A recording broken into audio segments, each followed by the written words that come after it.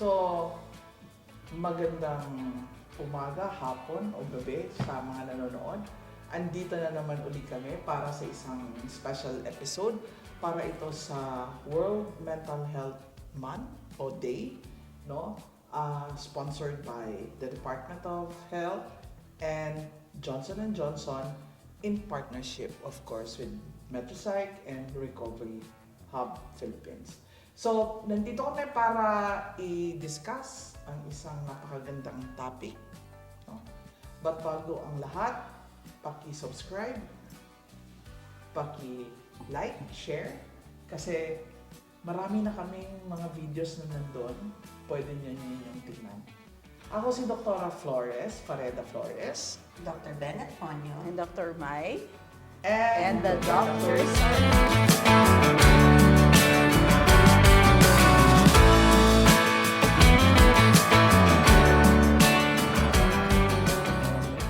Ang pag-uusapan natin ay tungkol sa pangangalaga sa sarili. Okay. Self-care.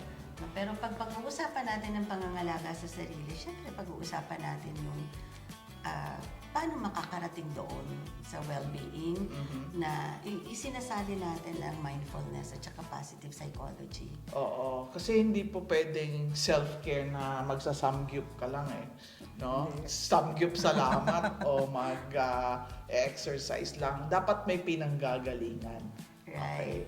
So, pag-usapan natin ngayon uli is imamap natin ito, no? Mapping the path to wellness. Pag-usapan natin ngayon, ano yung well-being, ano ang happiness.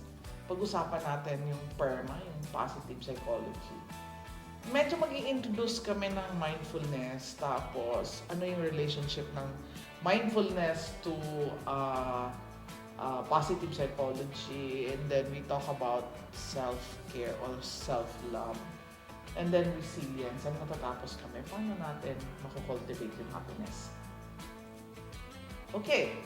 So, paano nga ba natin malalaman kung ang mga bagay na nangyayari sa atin ay tama, no? Na ang isang bagay na napakalaki at napakahalaga at komplikado na buhay ng isang tao ay nasa tamang daan. No? Siguro, pag-usapan natin kung paano natin yan na pag-uusapan.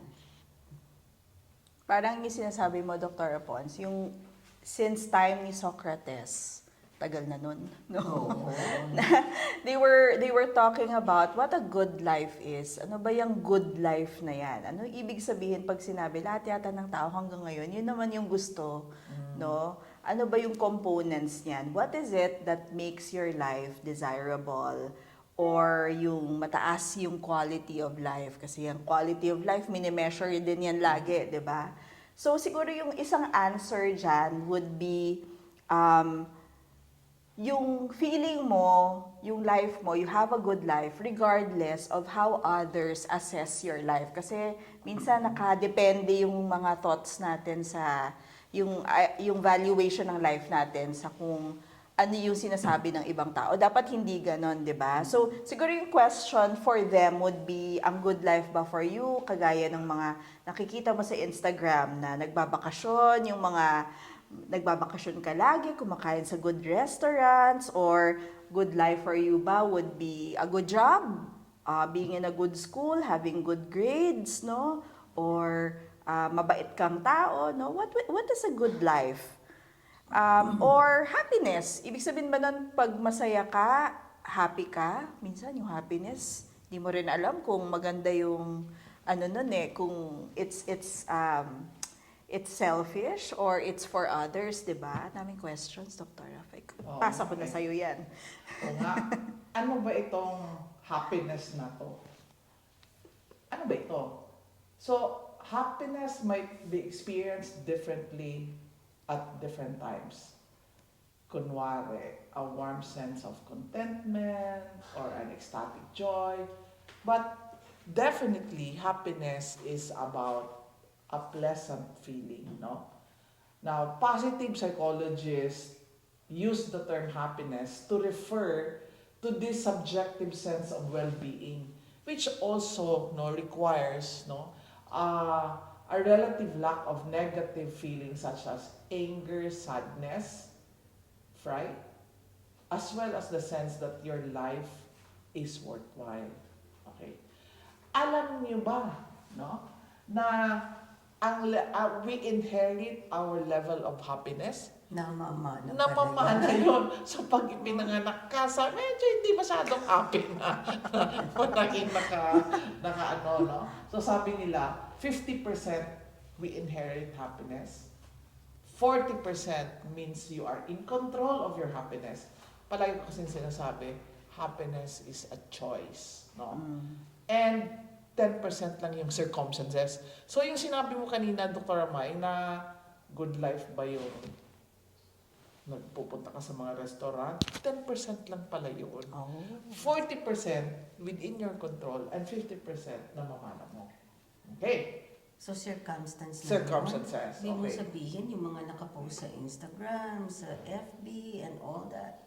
Those are just moments Moments. and na- circumstances. Circumstances. At 10%, kinuhanan ng picture. 10% lang yun ng buong happiness mo. Mm-mm. Okay? Napakahalaga niyan. Oo, di Kasi ba? alam mo, ang daming tao na kapag ka tumitingin sa social media, Naging 100%. oo, kasi parang nalulungkot sila. Ba't ang buhay ko hindi ganun? Correct, no? So, what is this thing called happiness? It refers to the people's evaluation of their lives and encompasses both cognitive judgments of satisfaction and affective appraisals of moods and emotions. So, again, this conceptualization emphasizes the subjective nature of happiness and holds individuals and human beings to be the single best judge of their own happiness. Ayun na. Ayun na. So, yung 40% na ito, Mm. ikaw mismo ang magsasabi kung happy ka ba o hindi. Pero ano ba tong ideal happiness? Meron kasi tayong ideal at saka meron tayong actual. Can people be really happy? No? So, again, when you say ideal happiness, this is complete and lasting and that touches the whole of your life. It is perfect, it is pure, it is perpetual. It has an extremely high standards and may indeed be beyond one's reach. Yun na nga itatanong ko sana. Pwede ba yan? Mangyayari ba yan? Kaya nga. But because dun sa ating graph na 10% are circumstances, 40% is choice, at least meron ka doon 10, 50, 50%, kung genetic man yun, bawasan mo ng konti. Maitatabla mo. May tatabla mo. Mm. Pero yun nga, hindi actual, yun ba talaga yung actual happiness? Okay. Okay, for us, ano nga ba, since nabanggit mo na yung happiness na yan, does it also equate with wellness? No? Kasi iba naman yung wellness eh. Yung wellness is paying attention sa ating well-being, sa ating quality of life, sa ating resilience, at saka happiness. So kung babalikan natin ang mga sinabi mo, yung happiness is just a part of being well. No? Kasi yung being well, meron pa yan eh, no? According to the World Health Organization, no? Health is a state of complete physical, mental, and social well-being, and not merely the absence of disease or infirmity. So, hindi ko mo wala kang sakit, healthy ka. Marami pang ibang factors na kasali doon. So, paano ba natin ma-enhance ang well-being natin, Mai? Ito na siguro yung sinasabi mo na minsan yung 40% is choice. So how do you take care of yourself, no? So you enhance wellness by taking care of yourself. And it's very tangible, no? Una, we must look at yung different aspects of ourselves. So physical, intellectual, financial, environmental, spiritual, social, occupational, and emotional. So, kailangan tignan natin yung iba-ibang aspeto ng sarili natin na kailangan natin alagaan. So, let's start with physical wellness. Tapos, ipapasa ko later sa kanila, no? So, physical wellness, no? hindi laging healthy na healthy yung body natin, but we can work to keep our body as healthy as we can, no? So we need to create good physical health habits that can help improve our mood and overall well-being.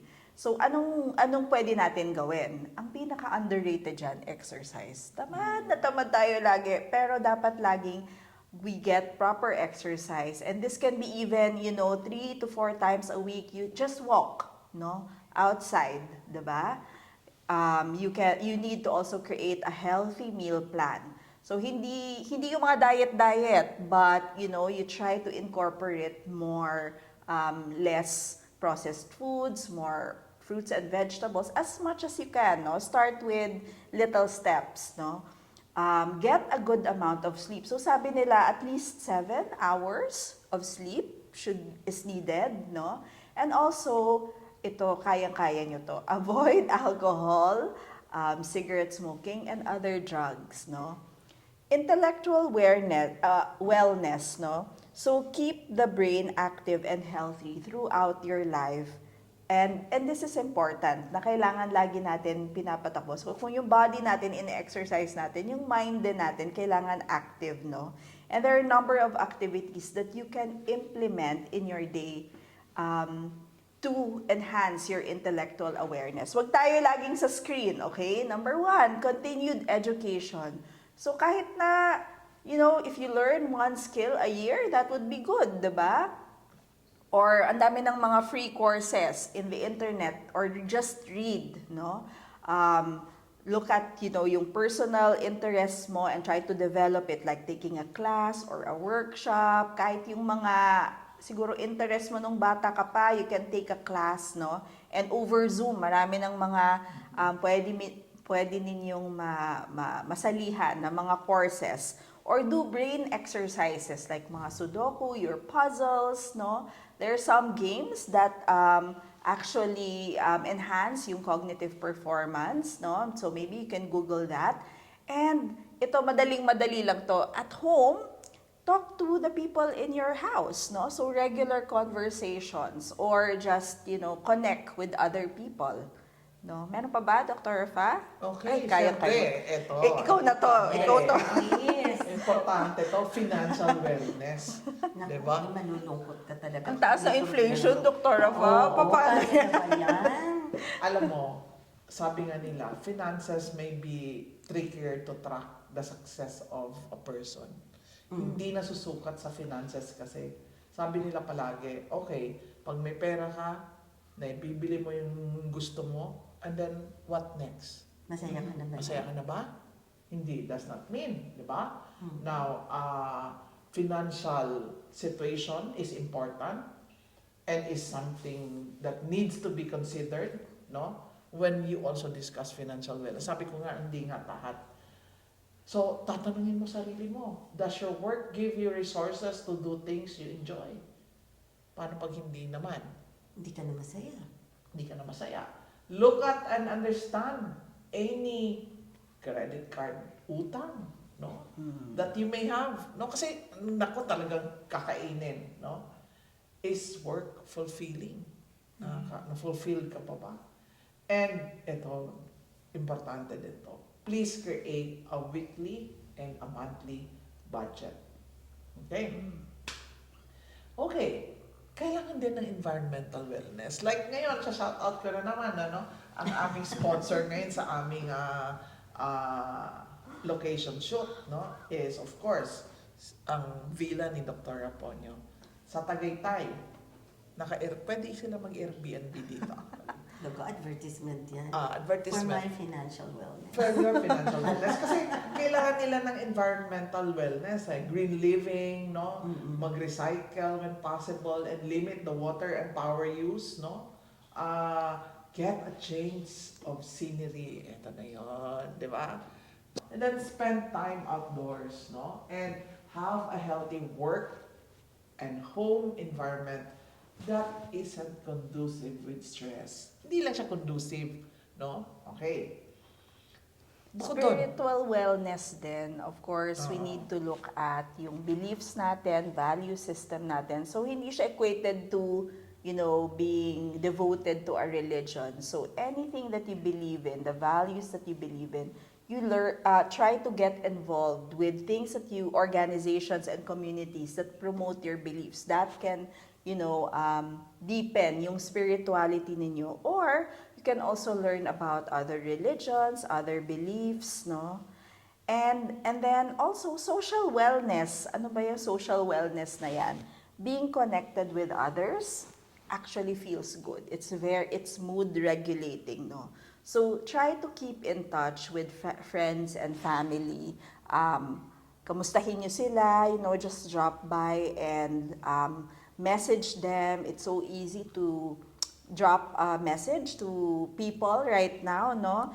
Pick up the phone and call those who you don't see consistently. You'd be surprised, matatouch sila when they hear from you. Also, get out and meet new people who have similar interests. So if you're interested in certain hobbies, no, or a sport, no, it's a good way to connect with people and meet new people. And lastly, kailangan laging set time aside for meeting with friends and family. Parang laging nasa schedule dapat yon na in the weekends, no, give time as much as rest as na meron ka din na you connect with others, no? Mm-hmm. So sa akin naman, I'll talk about occupational wellness. Ang tanong kasi dito is, yung bang trabaho mo nan-fit sa iyong personal values? Ang minsan hindi tugma yun no? Kapag ka hindi tugma sa values mo yung ginagawa mo, hindi ka na magiging masaya, hindi ka rin siguro magtatagal sa trabaho na yon, except kung maganda yung kita mo doon. Pero minsan yung kita, hindi rin enough to keep you in a job na in conflict with your values, no? And another question there is, do you have a positive work-life balance? Nababalanse ba ang buhay mo sa pagtatrabaho mo at saka yung personal life? Actually, ako naiisip ko yung trabaho namin, talagang punong-puno palaging schedule namin. Pero yung mga situations na ganito, di ba? Yung nakakalabas tayo, yan na yung nagbabalanse nung minsan boredom na paulit-ulit na lang yung ginagawa mo. So, kinakailangan maghanap ka ng ibang bagay na makakatulong na mawala yung boredom na yon, no? Do you feel a sense of accomplishment and pride at your job? Proud ka ba pag tinanong ka, saan ka nagtatrabaho? Di ba? No? Or, ano ginagawa mo ngayon? So, kinakailangan, kaya mong ipagmalaki na ito yung ginagawa ko. Nakaduktong din kasi yon sa personal values Kung hindi tugma sa value mo yung ginagawa mo, hindi ka rin magiging proud na sabihin kung nasaan ka, no? And then the next would be emotional wellness. Yung emotional wellness refers to the ability to express feelings, enjoy life, and deal with emotional challenges, no? So, kahit na yung feelings mo ay positive or negative, pag in-express mo yon, nandoon pa rin ang wellness. Ang mahirap yung ikikip mo na lang sa sarili mo.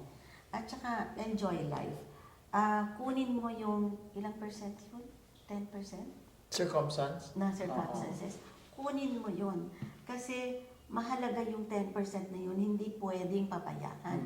So when it comes to feelings and emotions, some things that you can do to improve emotional well-being would be develop safe and open relationships with friends and family. Napakahalaga ng pamilya natin at saka ng mga kaibigan natin. No? And then, maybe join a support group if you need one. And then, learn different techniques to help manage stress.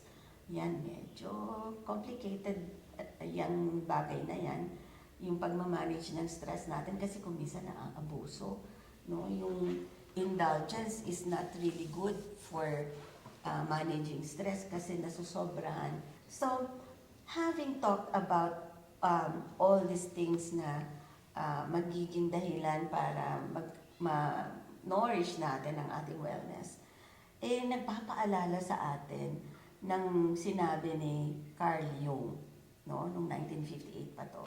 Sabi niya, what if I should discover that I myself stand in the need of alms of my own kindness?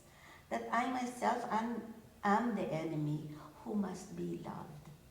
So, wow, diba? Kasi kailangan talaga na ma-realize natin na nakasalalay sa atin yung ating sariling happiness by being kind to ourselves. Di ba, Fa?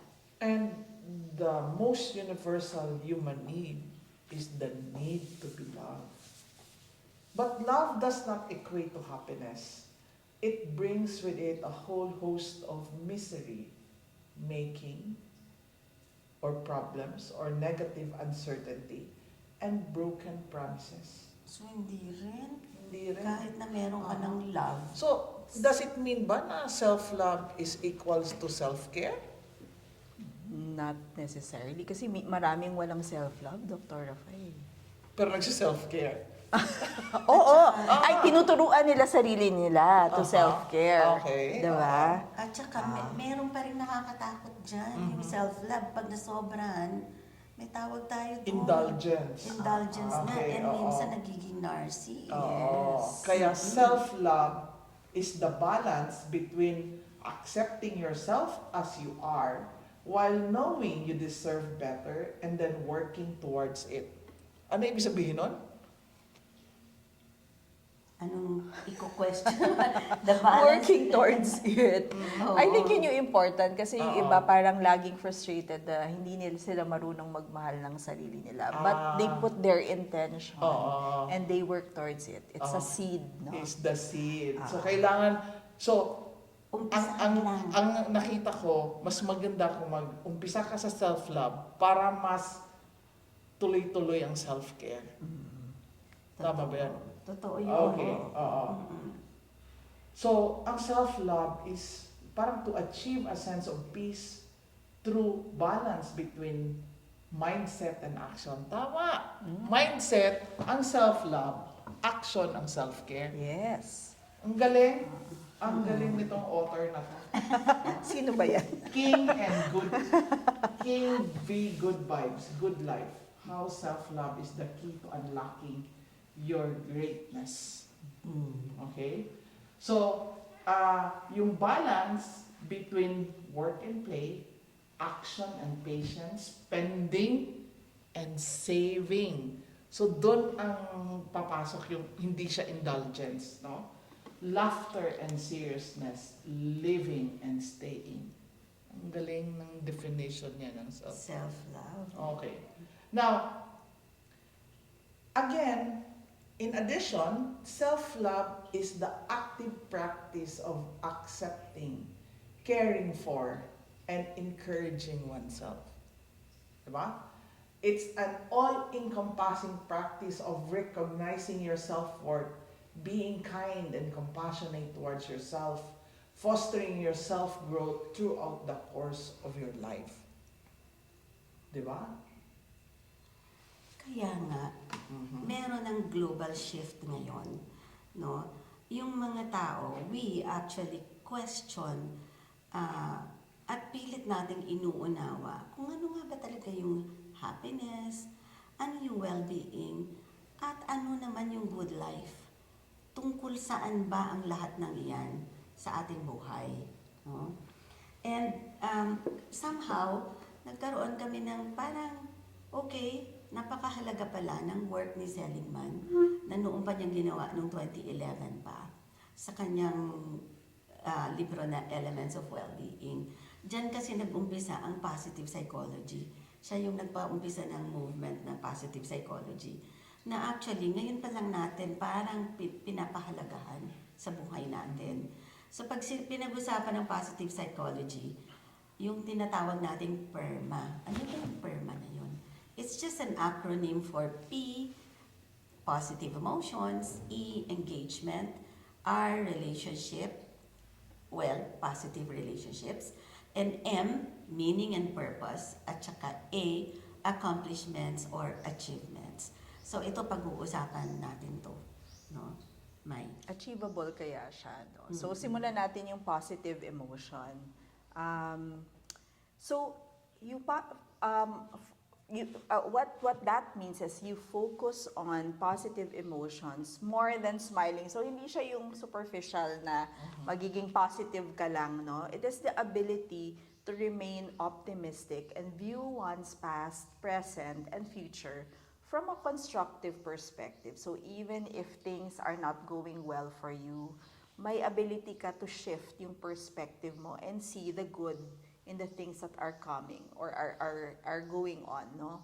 A positive view can help in relationships and work and inspire others to be more creative and take more chances, no? This type of positive emotion is crucial because it helps you enjoy your daily task in your lives and persevere with challenges that you will face by remaining optimistic about eventual outcomes. So again, parang yun yung 10%, Dr. Rafael, no? Yung parang shifting, no? Or seeing the choices, no? 10% going on to 40%. Okay, oo. Di ba? So, circumstance mo kasi, pero choice mo na Right. na maging to engage in positive emotions. Yes, Okay. no? And then so E is engagement, no? So activities that meet the need for our engagement flood positive neurotransmitters and hormones that elevate one's sense of well-being. It's always good to think of your brain whenever you do things kasi meron talagang effect sa brain yung mga ginagawa natin in daily life. And the more that you do it, the more you get engaged with it, no? The more na napapractice yung brain natin, the more that it produces more of those hormones and neurotransmitters, no?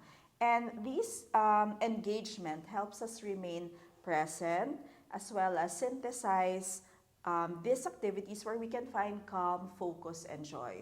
So we all need something in our lives that absorbs us into the current moment, creating a flow of blissful immersion into the task or activity. So this typical flow of engagement stretches on intelligence, skills, and emotional capabilities. In short, parang kailangan kung anong ginagawa natin, we stay with it, we are present with it. That's why it's also good to have choices in terms of the things that we want to do in our lives, no? R is relationships, no? So positive relationships with one's parents, siblings, peers, co-workers, and friends, no, is a key ingredient to overall joy. Strong relationships also provide support in difficult times that require resilience. Paano kung negative yung mga tao sa life nila, mga family nila? Dr. Well, i-explain natin yan mamaya. Ay, okay. Kasi, di ba, it will enhance yung resilience kasi pag naghahanap ka ng mga taong Alright. mga hindi nega. Right, no? So, your family can be people that you choose, no? People in the workplace, people that you find in school, at work, no?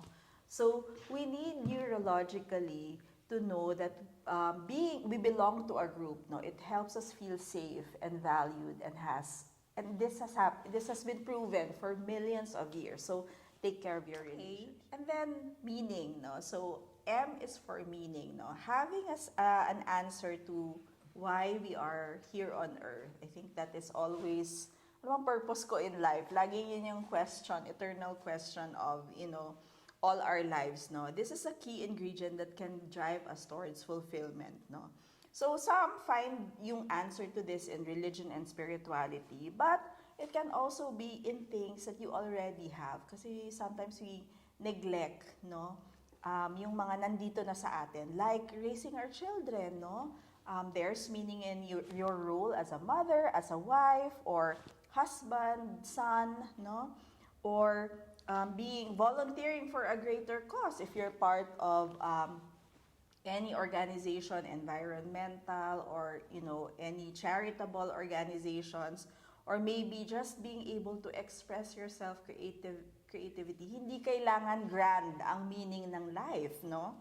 And lastly, parang we look at our work, no? So kung ano man yung trabaho natin, we have meaning to people that we interact with or the people that we serve in our work, no? So you can focus on that and really set your intention every day so that you will absorb what your meaning is, no? Lastly, A is for accomplishment, no? So having goals in life can help us achieve, no, a sense of accomplishment. Kailangan ba laging malaking accomplishment? Pwede naman. Pero, we can also set small goals in our lives, and these realistic goals can be met, and, yung fact that you are just putting an effort daily in achieving these small goals can give you satisfaction and give you a sense of pride and fulfillment, no? Which will be reached, no? So yung mga small things na yon are important as well. Again, intention, no? So having accomplishments in life is important to push ourselves to thrive and flourish. Kahit ng accomplishment mo is just to, in a week, makawalk ka 30 minutes. That's a good accomplishment, diba? So, paano mo ma-achieve yung PERMA, yung 4-5 elements na yon? Matutulungan ka if you are mindful. No? Yung bang tipong kailangan, kasi may savoring doon eh. So, kailangan napapansin mo. But mindfulness, di natin matutunan to ngayon eh. No? Kung gusto nila, meron tayong once in a while na Programs. na for free, no? And so, iimbitahan namin kayo. But mindfulness kasi, it's much more than paying attention. Parang yung sinasabi, naging byword na nga, maging mindful ka. Ganun ba yun? Parang hindi, So, it is a way of training the mind, the heart, and body to be fully present with life, no? It is both a practice, no? Like a meditation, and a way of life, no? Hindi lang yan na nag-meditation ka, mindful ka na. Hindi. Dapat na-apply mo sa buhay mo.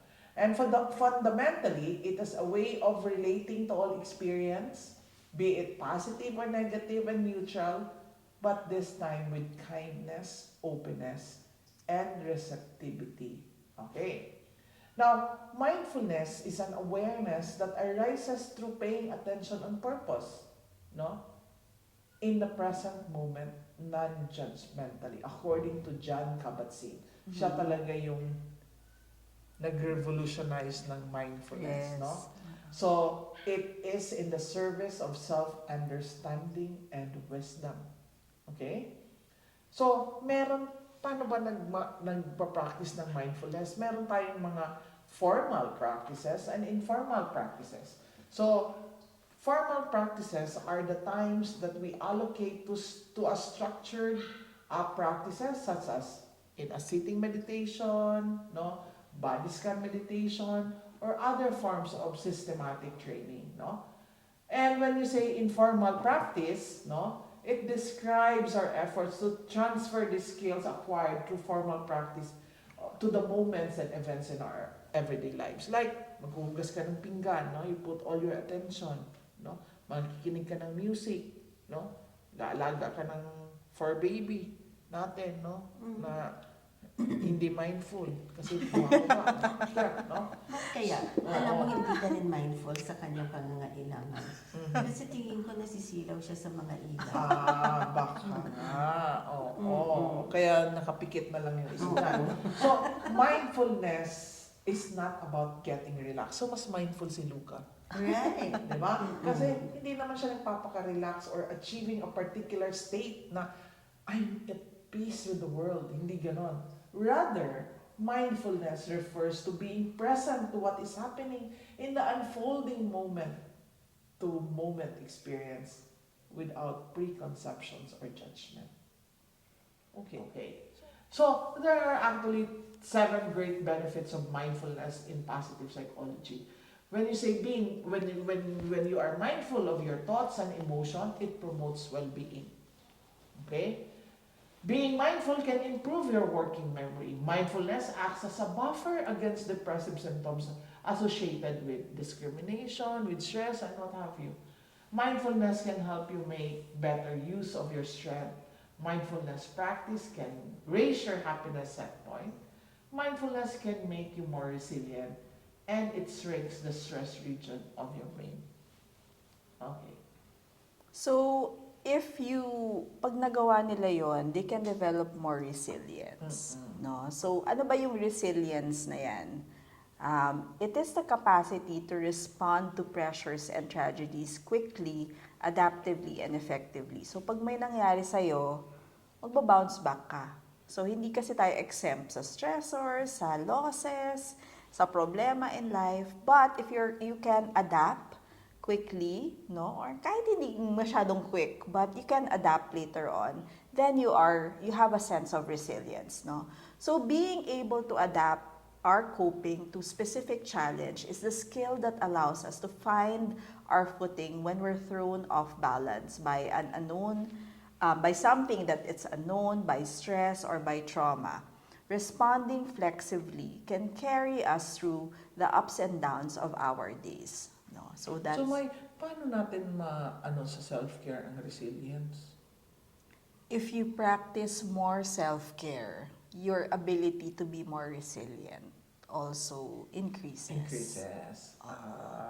And para ka magkaroon ng self-care, kailangan mo yung perma, yung well-being, yung mindfulness. Ibigay na natin lahat ng elements na pangalagaan yung sarili para umabot dito sa pagiging resilient. Diba? Kasi, di ba sabi nga nila, we're not hardwired for happiness. Palaging merong challenges na darating at darating sa buhay natin. Kung naging successful ang self-care natin, then we will be resilient. Di ba? And in moments na sometimes we feel very helpless, the only thing you can do actually is to take care of yourself. No? So, paano naman itong positive emotions na to, yung perma na to, build resilience? So may mga skills na pwede silang gawin, no, on how positive emotions can build resilience. Again, skill siya, practice siya. Hindi siya yung parang gagawin ninyo and then resilient ka na. Resilient ka na. Kailangan parang, kailangan parang everyday. So you make it something that is part of your life, no? So skill number 1. So cultivating positive emotions to wire in a new pattern, no? So the more that you cultivate positive emotions, the more na probably your brain will be wired differently. Skill number 2 will be hanging out with emotionally healthy brains. And skill number 3 is to use positive emotions to heal toxic shapes. Okay. So, I think we have gotten to almost the end of this conversation, no? And I really enjoyed conversing with both of you. Because we're healthy, positive, Emotional brain, healthy brains. I enjoyed hanging out with you. No? So this is how to cultivate happiness. Savoring. Ano ba yung savoring? Di ba? Hindi yun yung savory chicken na favorite ni Marvin. No? Yun yung savoring is being mindful of positive experiences, no? Na nandyan siya, no? Papahalagahan mo siya, allowing oneself to be drawn to it, and lingering with it, and then eventually letting it go, no? Ito yung kayo, mahilig kayo uminom ng coffee, di ba? You savor your cup of coffee in the morning. Doon papasok yung savoring na ginawa natin kagabi. Ang sarap. Masahe. Ay, talagang sinavor. Sinavor ko rin yan. And then? Nilet go natin. Tapos na. Tapos na siya. And wish na sana makabalik tayo ulit. Yun. And then, gratitude. No? Ang gratitude means appreciating the good things that life has given us. If we just focus on what we want and don't have, parang ikaw nung araw, bata-bata ka pa, no? Gusto mo magkaroon ng kotse? No nung nagkakotse, gusto mo magkaroon ng Driver. driver. Nung nagka-driver, Kung nagka-driver, ayaw mo naman pumunta na sa clinic kasi ang layo, ang traffic, lahat na. Oo, Diba? tama. So, pagka ganon, we will remain in a negative state of mind. No? Kung palagi na lang tayong merong gusto na iba. No? Sa akin personally, yung gratitude practice ko before I go to bed, when I pray, my bedtime prayer, I am really thanking the Lord for everything na nangyari sa akin on that day. No? Yun, gratitude is really a good practice. No? And then self-appreciation, ito nakakalimutan natin ito madalas kasi meron tayong parang feeling ng false sense of humility, no? Na pagka in-appreciate natin ang ating good qualities, narcy, oh? Or hello, you're so full of yourself, no? It means that we should, appreciate yung good qualities natin, savor them. Diba? Kanina sinabi natin, isi-savor mo yung good qualities mo, but you also let go. Na hindi mo naman kailangan ipangalandakan palagi yun. We need gratitude towards those who helped us in order to appreciate our strengths without feeling vulnerable and alone. To me, ano ba yung gratitude? Saan nanggagaling yung gratitude na yon? Sa akin, ang laking factor nung mga naging mentors ko when I was in training. Kasi marami akong natutunan sa kanila na kung pagtagpi-tagpiin ko yung mga natutunan na yon, kasama na din yung sarili kong effort ay nabuo kung ano ako in my profession. No? So that's actually, I appreciate what I have become, but at the same time, there is gratitude dun sa mga taong nag-contribute ng something to be what I am. And so bago matapos ang lahat, nagpapasalamat ulit kami sa pag-imbita ni Johnson & Johnson. Click that share, subscribe, and notification button para sa mga susunod namin na video. Thank you! And huwag kakalimutan, huwag i-deny, huwag maghintay. Kami yung gagabay.